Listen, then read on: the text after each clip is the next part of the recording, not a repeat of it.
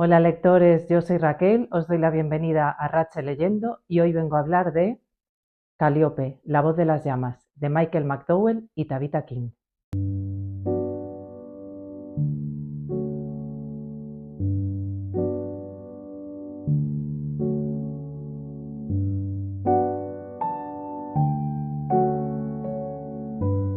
La verdad es que yo no suelo leer demasiada fantasía, aunque a veces sí lo hago, como es el caso que nos ocupa hoy. Michael McDowell es también el autor de la famosísima saga Blackwater, que el año pasado fue un éxito absoluto, y creo que Calíope puede serlo también. Calíope, la voz de las llamas. Es una de las novedades que os anunciaba en verano que esperábamos para este otoño, y aquí lo tengo. Ha sido muy recientemente publicada en España por Minotauro, como veis, y se trata de una novela que quedó inacabada tras la muerte del autor y la pareja de este le expresó a Tabitha King, que es la esposa de Stephen King y amiga personal de Michael McDowell, su deseo de que el libro se publicase, y ella tomó esta propuesta, como ella describió, como un regalo que le hizo McDowell, y expresó su intención de ser fiel a este oscuro cuento de hadas en el que el alma humana puede ser tan oscura como el infierno. Michael McDowell es un autor nacido en 1950 en Enterprise, Alabama, y fallecido en 1999 en Massachusetts, conocido por sus obras de horror gótico sureño que tenemos en Blackwater y que tenemos en Calíope, la voz de las llamas también, que por cierto se ha anunciado como un spin-off de Blackwater. Yo no me he leído Blackwater, así que por ahora no sé cuánto tendrá que ver. A su vez, la editorial que trajo la trilogía Blackwater a España, que es Blackie Books, nos ha anunciado que traducirá al español toda la obra de McDowell, creando la biblioteca McDowell, y acaba de sacar Hija de la Venganza. Pero hoy vamos con Calíope, la voz de las llamas. Es para mí un ejemplo muy interesante de gótico sureño, ante todo. ¿Y qué características tendría el gótico sureño?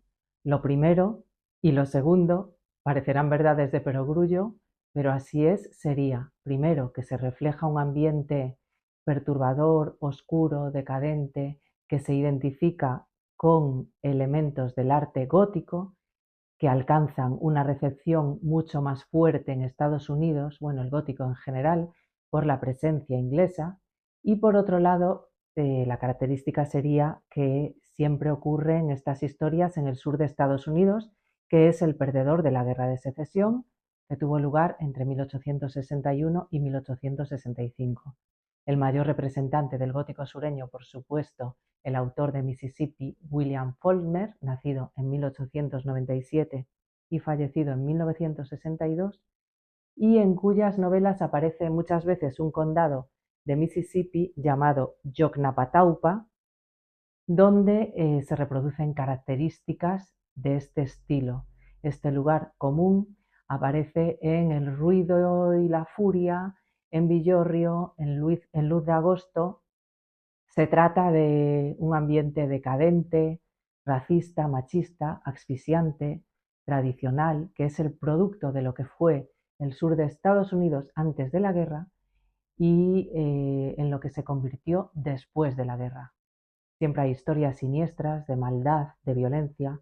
Os voy a leer un fragmento de Faulkner donde aparece este contexto, y a continuación uno de Calíope, la voz de las llamas, sin comparar la calidad, por supuesto, pero para ver el reflejo precisamente del racismo en este caso.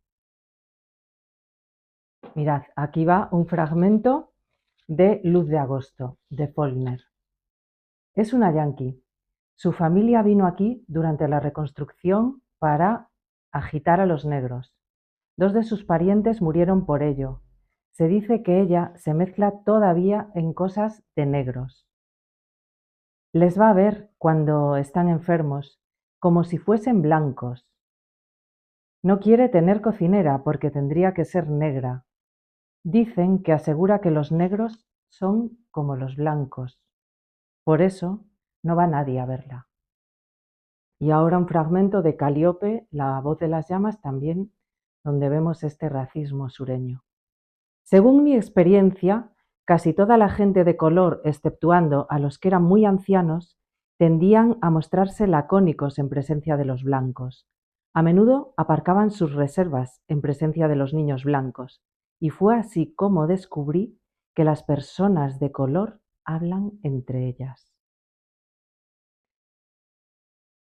El gótico sureño se ha comparado con el realismo mágico, y esto lo hace nada menos que Gabriel García Márquez, que así lo declaró, y declaró que se inspiró en Faulkner, sobre todo en Cien años de soledad. Vamos, es que él llegó a decir que quiso ser Faulkner.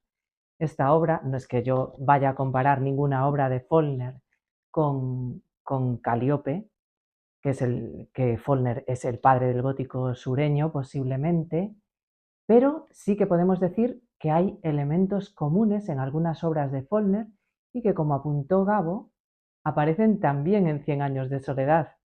Tenemos presencia fantasmal, tanto en Calíope como, por ejemplo, en Absalón, Absalón, de Faulkner, y por supuesto, ni qué decir tiene, en Cien años de soledad. Tenemos percepción alterada de la realidad en Calíope, en El sonido y la furia de Faulkner y en Cien años de soledad. Es decir, con muchas reservas y cautelas, el gótico sureño sería algo semejante al realismo mágico en clave angloestadounidense, y no lo digo yo, como veis. Pero bueno, la historia de Calíope. Pues la historia de Calíope se desencadena cuando, estando de viaje, Calíope, Caley, que es una niña, con sus padres, con su padre, que es un hombre adinerado, y con su madre, el padre desaparece. Lo buscan y aparece de repente salvajemente asesinado. Pero por quién es asesinado es algo increíble que se nos dice desde el principio y que nos preguntamos desde el principio si eso es verdad o no, porque si eso es verdad ya no sabemos qué deriva puede tomar la historia, porque es realmente disparatado. Y no digo más. La madre y Calíope, tras esto, y de una forma medio casual, pasan a alojarse en una casa de huéspedes que resulta ser idéntica, incluso decorada igual, y aquí encontramos el primer elemento mágico, a la casa de la bisabuela de Calíope, o sea, la de la madre de Calíope.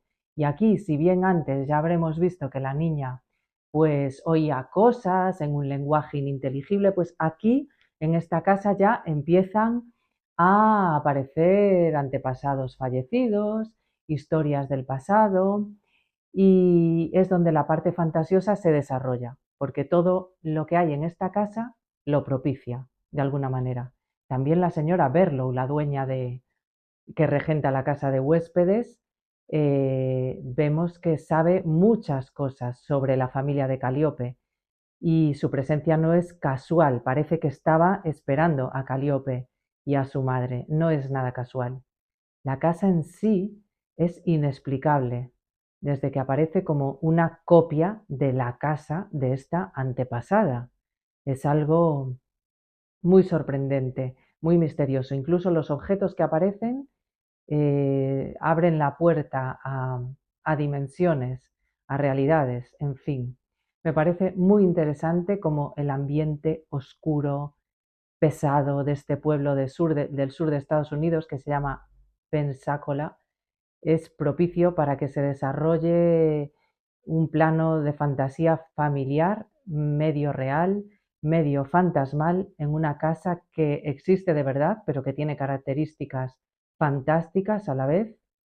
Y os voy a leer un párrafo donde veréis que esta realidad fantástica y este ambiente están magníficamente recreados.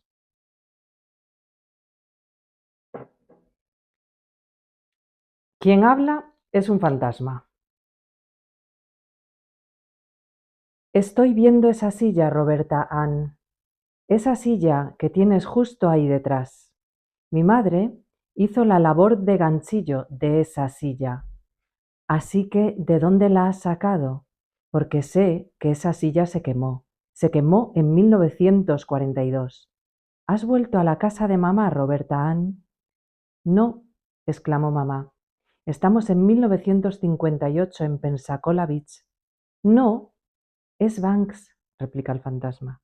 Y esa es la casa que ardió hasta los cimientos debido a lo descuidada que eras con las velas antes de que Caley naciera, de modo que si estás ahí, entonces es que has muerto.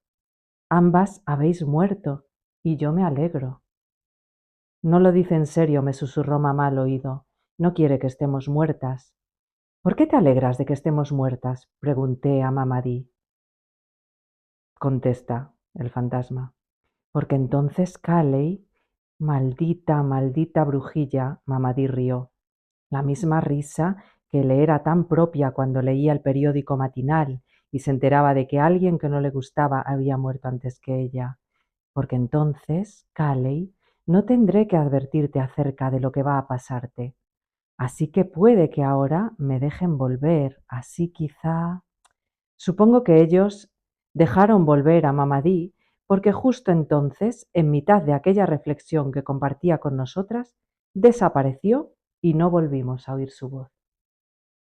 Me ha encantado cómo está construido el personaje de Caley, siendo una niña que vive a sus 8 años el asesinato de su padre, frente a cuya crudeza nadie la protege. Creo que hay un tema aquí sobre la desprotección de la infancia. Caley pasa a quedarse con una madre inmadura que solo piensa en frivolidades, que trata a su hija fatal, que no está capacitada para ser madre porque es irresponsable, pero Caley, gracias a su cabeza especial y a su fantasía o a su otra realidad, se pone a salvo y consigue respuestas que anda buscando desde el principio. No os voy a negar que no sé si es que en un momento indeterminado de la obra ya sabemos que toma la pluma Tabitha King, pero yo noto una diferencia. Para mi gusto se nota que hay una pluma mucho más ágil y emocionante que la otra al principio, que es mucho más entretenido el principio, y que el final del libro desmerece un poco. Sabemos que McDowell comenzó la novela, pero que falleció en 1999 sin terminarla, así que obviamente me gusta menos Tabitha King que él. Pero aún así considero que es una obra súper bien ambientada en un mundo sureño decadente, con un universo fantástico, muy bien recreado, y me ha dejado con ganas de seguir leyendo al autor Michael McDowell, sin duda. Hasta pronto, gracias por verme.